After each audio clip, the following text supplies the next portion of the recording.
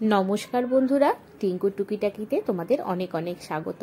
आमी आबारो उपस्थित हये गेছি आरो একটা নতুন রেসিপি নিয়ে। आज आमी তোমাদের সাথে শেয়ার করতে চলেছি শীতকালীন নানান ধরনের তাজা সবজি দিয়ে কিভাবে মিক্স ভেজিটেবল বানাতে হয় সেটাই আজ আমি তোমাদের সাথে শেয়ার করব। খুবই কম মশলায় কম উপকরণে কিভাবে বানাতে হয় চলো দেখে নেওয়া যাক। আমি আবার হাজির হয়ে গেছি শীতের पाँच मिशाली एकदम रंग बेरंगेर सब्जी निये। देखो एखाने आमी आजके बानाते चलेछि मिक्स भेजिटेबल।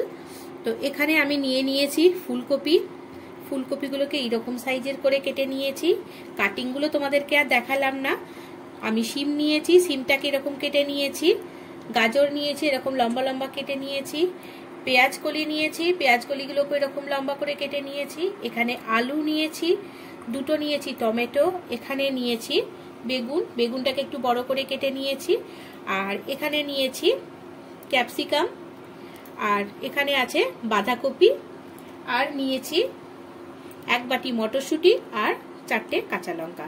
तोमरा जदि चाओ एर मध्य मूलो, बिन्स बा बीट एगुलो तोमरा व्यवहार करते पारो। तो आमार काछे आजके एगुलो छिलो, एगुलोई आमी व्यवहार करछि। तो चलो रान्नाटा शुरू करे दिई।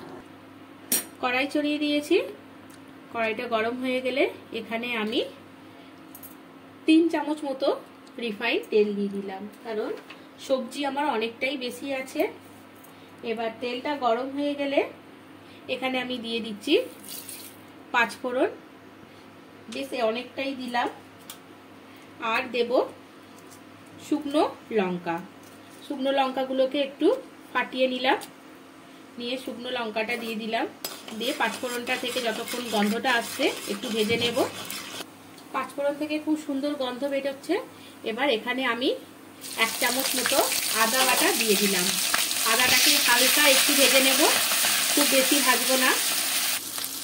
এক চামচ আর হাফ চামচ এখানে আমি হলুদ দিয়ে দিলাম।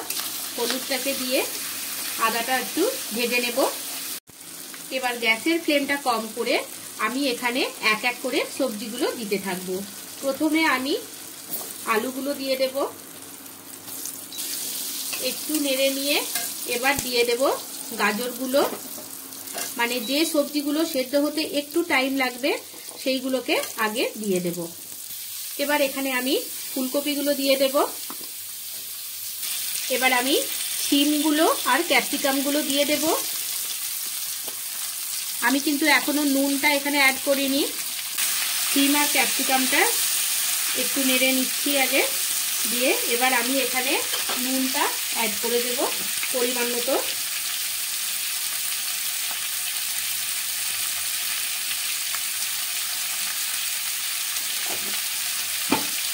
ভালো করে নেড়ে একটু চাপা দিয়ে দেব সিম করে।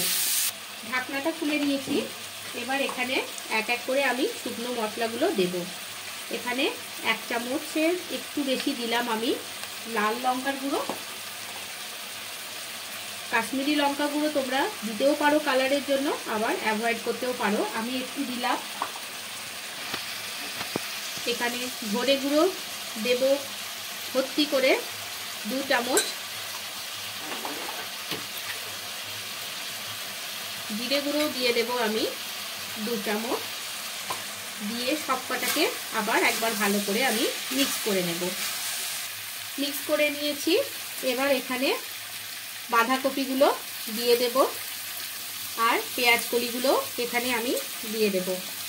এটাকে এবার ভালো করে মিক্স করে নেব যাতে বাঁধাকপিটা একটু কমে আসে। যতক্ষণ না ততক্ষণ পর্যন্ত একটু ঢাকা চাপা দিয়ে দেব। বাঁধাকপিগুলো দেখো কেমন কমে গেছে। ভালো করে আবার একবার মিক্স করে দেব। এখানে যদি তোমরা পালং শাক ব্যবহার করতে চাও বা লাল শাক যদি ডাঁটাগুলো ব্যবহার করতে চাও তা কিন্তু করতে পারো। এবার দেখো এখানে আমি এক বাটি মটরশুঁটি রেখেছি ফ্রেশ। তো মটরশুঁটিগুলো এখানে আমি দিয়ে দেব। যেহেতু এখন কচি মটর মানে দেওয়ার সাথে সাথেই একটু পরেই সেদ্ধ হয়ে যায়, তাই জন্য এটাকে একটু পরে দিলাম।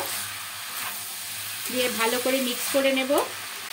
এবার এখানে আমি বড় সাইজের একটা পেঁয়াজ কেটে রেখেছি, পেঁয়াজটা আমি এবার দিয়ে দেব। তোমরা যদি গ্রিন অনিয়ন পাও তো সেটা ব্যবহার করতে পারো। পেঁয়াজটা এখন দিলে কি হবে, মানে খুব বেশি হয়ে যাবে না, একটু একটু নরম থাকবে, বেশ খেতে ভালো লাগবে। এটাকে আবার একবার আমি সিম করে চাপা দিয়ে রেখে দেবো। কিন্তু তার আগে আর একটা মেন ইনগ্রিডিয়েন্টস আছে, সেটা দিয়ে দেব। এখানে আমি দেখো বেগুনগুলো এবার দিয়ে দেব। বেগুনগুলো দিয়ে দিলাম, কারণ বেগুন থেকে এবার জল বেরিয়ে এটাকে আরও একটু বেশ মাখো মাখো করে দেবে।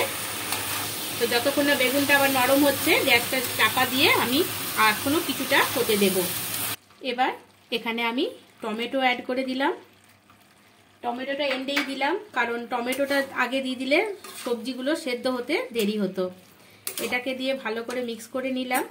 এখনও এটা কিন্তু টাইম লাগবে, আর এটাকে এখনও আমি 5 থেকে 7 মিনিট চাপা দিয়ে দেব। টমেটোগুলো দেখো গলতে শুরু করে দিয়েছে, এই দেখো।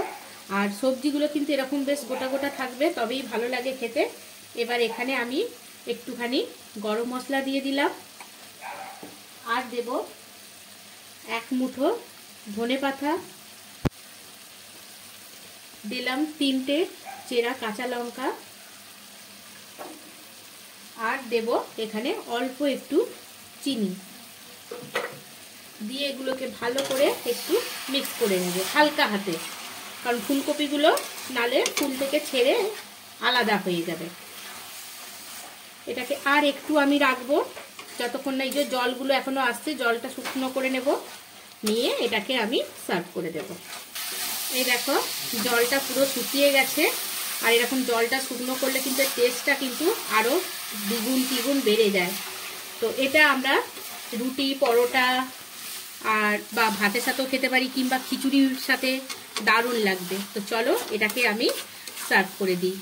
এবার আমি মিক্স সবজিটা এখানে সার্ভ করে দিচ্ছি।